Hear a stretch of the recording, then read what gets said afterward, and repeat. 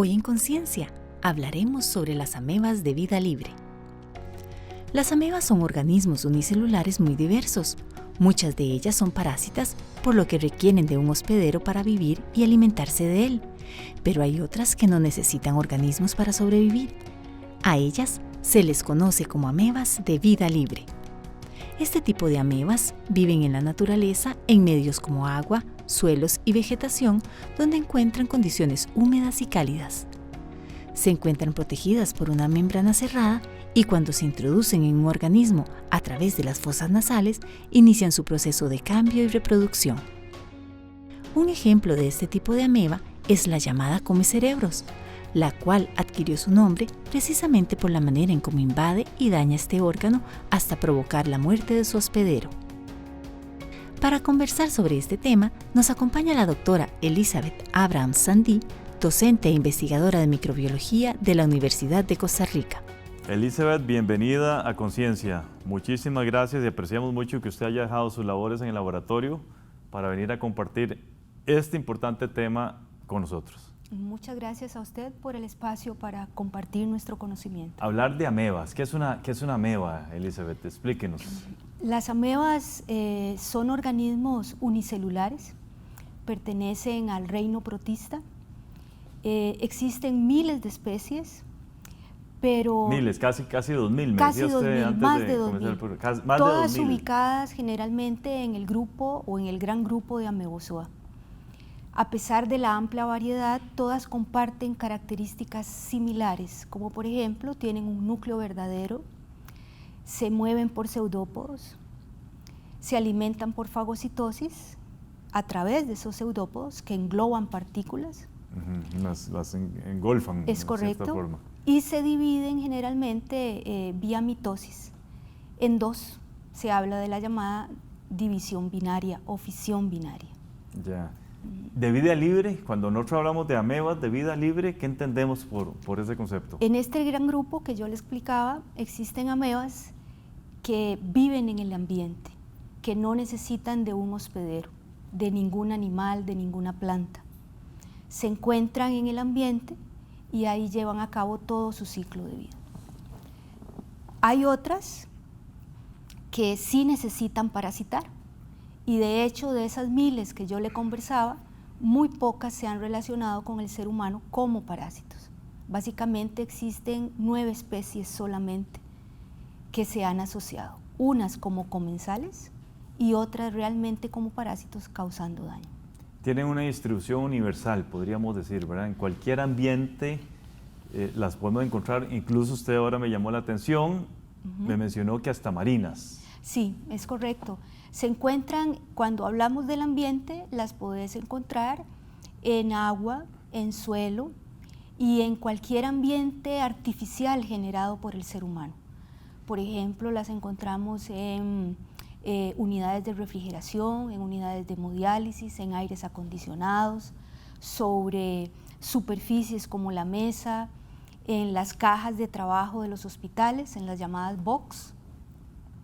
Las encuentra también usted, es factible en sistemas de agua, en sistemas de drenaje, en piscinas, por ejemplo. Todo donde usted se imagine, cualquier ambiente, es factible encontrar amebas, incluso hasta en ambientes marinos. Impresionante, ¿verdad? Huéspedes, cuando hablamos de aquellos que realmente requieren de un huésped, ¿cuáles son esos potenciales? Sí, normalmente los que requieren hospederos o huéspedes, nosotros preferimos más la palabra hospedero. Porque es quien alberga. Estas son amebas que por alguna razón son incapaces de sobrevivir en el ambiente. Hospederos pueden ser animales, pueden ser plantas, en los animales incluyendo al ser humano. Tenemos géneros muy conocidos en seres humanos como las entamebas, Entameba coli, Entameba endolimax nana, Entameba harmani, que funcionan como comensales, es decir, se acercan al hospedero solo para alimentarse, no le causan daño. Pero otros se acercan al hospedero y se convierten en verdaderas especies parásitas. Por ejemplo, Entameba histolítica, que es la única ameba parásita del ser humano que le causa daño. Pero hay otras, por ejemplo, como las amebas de vida libre, que esas no necesitan hospederos, viven en el ambiente y llevan a cabo su ciclo de vida solitas. Pasan de la forma de trofozoito a la forma quística en el ambiente, sin necesidad de parasitar. Del hospedero. Es correcto. En esas que causan daño, por ponerlos en términos muy sencillos, ¿hay alguna cifra, hay alguna estadística de qué tan perjudiciales son a nivel mundial, por ejemplo, y también en Costa Rica? Sí, Entamoeba histolítica es una ameba muy importante a nivel mundial. No tanto en nuestro país, pero sí en países como la India, en países como México, representan un problema de salud pública muy importante. Ocupan a menudo el 3º o 4º lugar de parásitos intestinales importantes. Los niños son los más afectados. Otras amebas, como las amebas de vida libre, que es lo que nos trae acá, su número de casos es bastante bajo, pero su importancia radica en la alta mortalidad que presenta. ¿Tenemos algún número para Costa Rica? ¿De amebas de vida libre? ¿De amebas de vida libre? De los casos publicados, solamente hay 2 que relacionan en cuanto a afección al sistema nervioso central, algún aislamiento hecho en el país, y un caso publicado de un problema de queratitis por acantameba, también en el país. Las amebas de vida libre tienen la gran complejidad del diagnóstico. Se cree que en muchos casos lo que ha sucedido es que son subdiagnosticados, o sea, no se tiene un número real y muchos de los casos no se llegan a diagnosticar. Y también puede haber un diagnóstico equivocado. Me imagino que eso es muy común, que vaya a ocurrir por parte del cuerpo médico, no. que no se sabe, que no se sepa, o siempre es certero. Vamos a ver, más que todo lo que sucede es que no se diagnostica. El error puede estar en obviar a ese agente como Exacto. una posibilidad. Exacto. Pero diagnosticarlo de manera errada casi nunca sucede, porque el diagnóstico final recae en la observación del agente como tal. Entonces no hay duda alguna. En algún no hay momento, duda alguna cuando se diagnostica. Es certero. Es correcto. Es Ok, correcto. perfecto. Permítame hacer una primera pausa. Ya regresamos con todas y todos ustedes.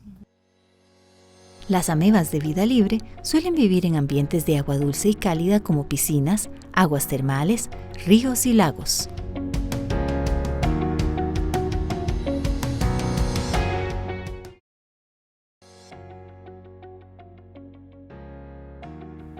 Muchas gracias por continuar con nosotros aquí en Conciencia. Estamos hablando con la doctora Elizabeth Abrahams Sandí, quien es investigadora y profesora de la Facultad de Microbiología de la Universidad de Costa Rica. Con ella conversamos sobre amebas de vida libre. Algunas de estas amebas producen encefalitis, Elizabeth. Coméntenos sobre esta enfermedad. Sí. Existen 4 géneros importantes de amebas de vida libre que provocan cuadros en el ser humano. El género Acantameba, el género Naegleria con una única especie que es la Fowleri, Balamutia también con una única especie que es Mandrillaris y una última especie que es Sapinia pedata. Todas son capaces de provocar cuadros a nivel del sistema nervioso central. Y en el caso de Acantameba también es factible que genere cuadros a nivel del ojo, cuadros de queratitis amibiana. En el caso de los cuadros de encefalitis, Naegleria fowleri produce un cuadro agudo, fulminante, que se llama meningoencefalitis amibiana primaria. Y en el caso de Acantameba y Balamutia, producen cuadros que son más crónicos, y por eso se llaman encefalitis amibiana granulomatosa. El primero de los cuadros, que es el PAM por sus siglas en inglés, es el cuadro que más se conoce y es el que la gente relaciona de manera más normal con ese nombre de ameba come cerebros. Los cuadros de encefalitis o meningoencefalitis cursan de manera muy similar a los cuadros de meningitis viral y meningitis bacteriana. En ambos casos se presenta dolor de cabeza, hay vómito, hay rigidez nucal, la persona está aletargada y en los casos ya más avanzados entra en coma. ¿Puede haber muerte? Claro, en el caso de la meningoencefalitis amibiana primaria, la muerte alcanza 95 a 99% de los casos. En los casos de la granulomatosa se habla de un 88 a 90% de mortalidad. De ahí que a pesar de que el número de casos a nivel mundial desde que se describieron estas amebas es relativamente bajo, la mortalidad es altísima. Entonces los clínicos y los laboratorios deben estar muy pendientes de este tipo de agentes, de este tipo de parásitos. Elizabeth, ¿qué tan bien preparado está el cuerpo médico con respecto al diagnóstico de estas enfermedades? Como sucede normalmente, doctor, cuando usted tiene agentes que no son muy comunes, la preparación del cuerpo médico, yo no dudo que teóricamente hablando sea buena, porque nuestros planes de estudio, por ejemplo, en el que yo trabajo, que es el de microbiología, incluye el tema de amebas de vida libre y se habla sobre el diagnóstico, no solo en muestras clínicas, sino en muestras ambientales. Igualmente creo que en el campo de la medicina, los clínicos conocen a estas amebas, pero los cuadros son tan escasos que normalmente la experiencia es muy poca. Y pensar en este tipo de cuadros de inmediato o ante cualquier problema de meningitis o meningoencefalitis a veces no es la primera opción. Entonces, como le digo, yo creo que la teoría nos acompaña a todos, pero en la parte práctica hay siempre algún tipo de falta de experiencia, ¿verdad? Y es importante. Divorcio entre la parte práctica y la teórica. Sí, que a veces no es ni culpa del profesional, claro, sino claro, del ambiente en el que se desarrolla. Correcto.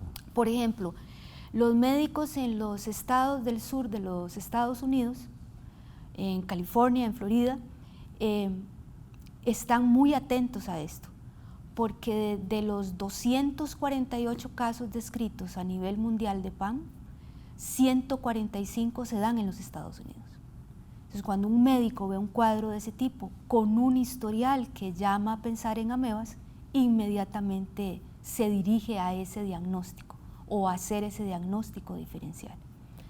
PAM semeja mucho el cuadro descrito para meningitis bacteriana y acantameba y balamutia para los cuadros de meningitis viral.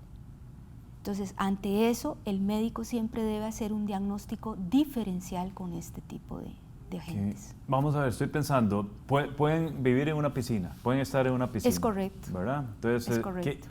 ¿qué tan fácil es que una persona que utilice esa piscina se contamine por la mucosa, ¿verdad? Por la mucosa nasal? Hay que aclarar primero algo. Las amebas de vida libre, como ya lo discutimos, son ubicuas, están en cualquier ambiente, permanecen ahí.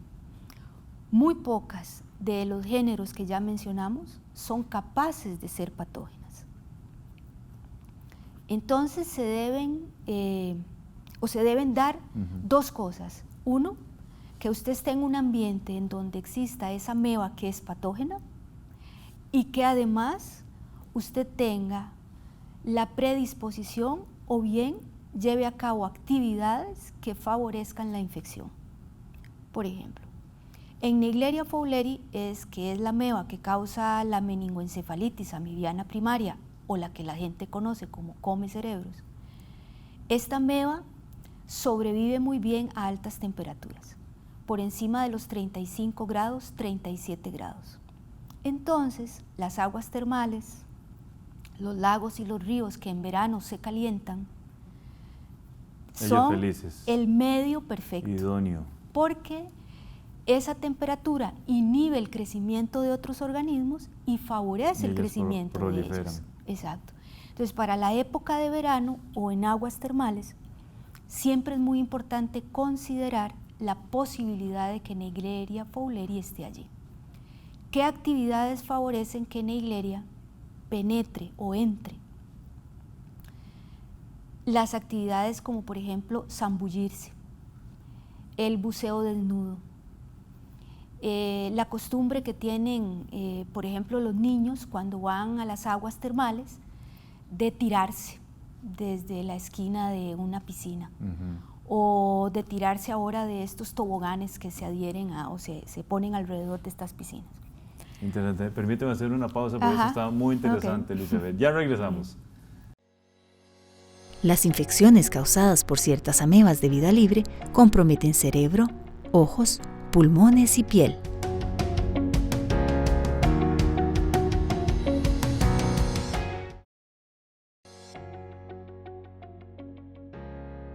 Muchas gracias por continuar con nosotros. Estamos hablando sobre amebas de vida libre. Doctora, usted nos mencionó de que en aguas turbulentas, aguas a temperaturas altas, es muy frecuente, y estábamos hablando en el último segmento de las formas en que uno se puede contaminar. Sí, señor. ¿Verdad? Es en aguas termales. Termales. Ajá. Normalmente, entonces, cuando usted lleva a cabo una actividad de ese tipo, el zambullirse, el hacer buceo desnudo o actividades acuáticas muy fuertes, la posibilidad de que el agua entre por mucosa nasal es alta. Y en mucosa nasal, a través del nervio olfatorio, es factible que la ameba atraviese la barrera hematoencefálica y se ubique a nivel cerebral. Se habla de que niños y adultos jóvenes son los más propensos a ese tipo de cuadros. Algunos médicos hablan de que es porque la placa criboide, esa acá, es muy porosa y favorece la penetración de la ameba. Interesante. Por ahí oí yo de que los lentes de contacto también. Sí. Coméntenos, porque eso es interesantísimo y es mucho impacto. Los lentes de contacto es otro cuadro, no asociado a Naegleria fowleri, sino asociado a acantameba. Estas acantamebas que pueden penetrar vía hematógena por alguna, o más bien distribuirse por vía hematógena y entrar por algún tipo de lesión a nivel de piel, o también entrar por mucosa nasal, parasitar el sistema respiratorio bajo y también irse a cerebro. En el caso de los cuadros por lentes o con lentes de contacto, lo que sucede es una contaminación directa de la tierra hacia el lente de contacto. Se habla de que actividades de jardinería, si no se trabaja con guantes, se habla de que la bicicleta, si no se anda con lentes, la motocicleta, cualquier actividad al aire libre puede hacer que el polvo o la tierra penetre. El lente de contacto se ha dicho que genera ya de por sí una pequeña lesión o facilita la entrada de agentes a nivel de la córnea, sobre todo los lentes de contacto suaves. Esa predisposición que ya se tiene al usar lentes de contacto más una mala manipulación puede hacer que la ameba llegue a nivel de la córnea, entrar y comenzar a dañar la córnea. Y ahí es donde se producen los cuadros de queratitis amibiana por acantameba de manera exclusiva. Qué interesante. En Naegleria hablamos de individuos inmunocompetentes que se ven afectados en sistema nervioso central. En acantameba hablamos de individuos inmunocomprometidos que se ven afectados a nivel del sistema nervioso central. Y en el caso de la queratitis, afecta a individuos sanos. Cualquier persona puede verse afectada. Los lentes de contacto son un factor predisponente, pero no significa que si yo no utilizo, estoy libre de posibilidad de adquirir. Un mensaje importantísimo. Usted está organizando un congreso para noviembre del año en curso. Coméntenos de ese congreso. Es correcto. ¿Quiénes van a participar, Elizabeth? Sí, este es un congreso que se realiza cada 2 años. Es un encuentro con las personas expertas a nivel mundial sobre amebas de vida libre. ¿Primera vez en Costa Rica? Primera vez en Costa Rica. Excelente. Se ha hecho en países como Australia, España, Italia. El año pasado se hizo en Túnez y ganamos nosotros en ese congreso la posibilidad de ser los huéspedes de este tipo de encuentros. ¿Qué tan grande es? ¿Cuánta gente Vamos esperan? a recibir, ya tenemos lleno el hotel, por lo menos las habitaciones que teníamos reservadas, llegan aproximadamente 90 personas. Es grande, sí. Está abierto todavía la posibilidad para participación nacional. estamos invitando a microbiólogos, médicos, oftalmólogos, estudiantes que quieran acompañarnos. ¿Y todas las temáticas? Sí. ¿O hay No, básicamente énfasis se específico? trabaja la biología y la patogenicidad de las amebas. Se habla de especies, se habla de la biología, de su reproducción, se habla de tratamiento, se habla de diagnóstico y se habla de mecanismos por los cuales las amebas producen daño. Claro.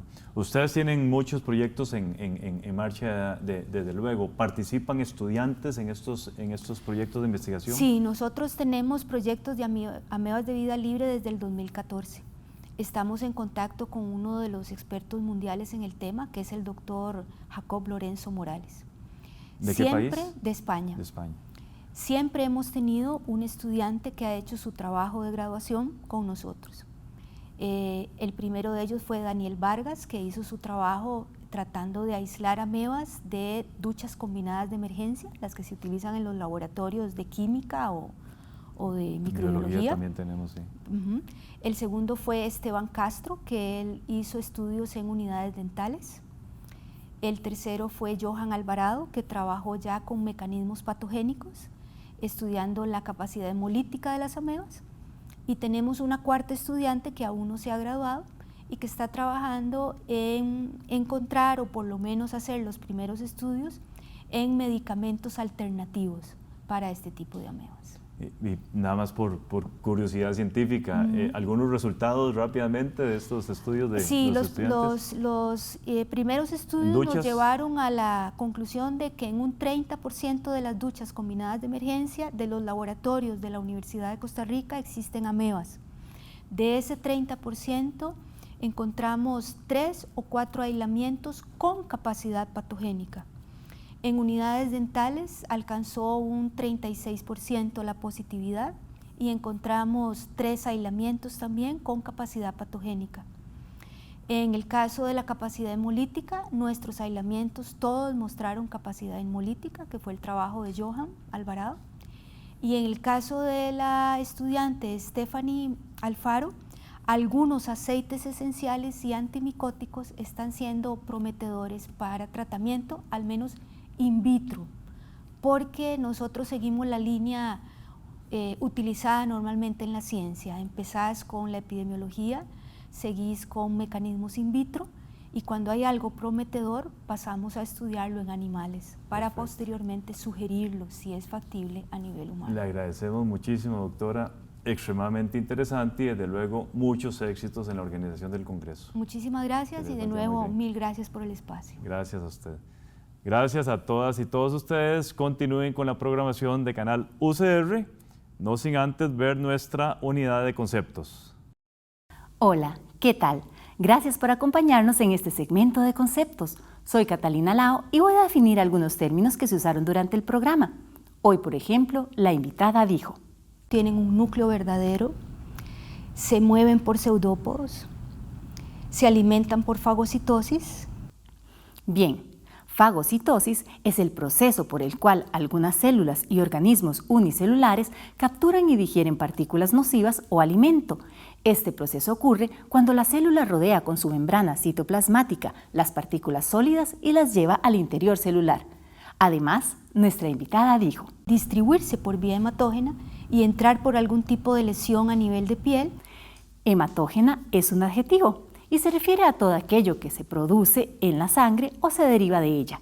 En este caso, la invitada nos comenta cómo una vez que ingresan las amebas a nuestro organismo, utilizan la sangre para transportarse por el cuerpo y encontrar un lugar donde alojarse. Esto fue Conceptos. Los espero en otro programa de Conciencia para seguir definiendo más palabras. Recuerde que puede seguirnos por nuestros canales de Facebook y YouTube. Hasta la próxima.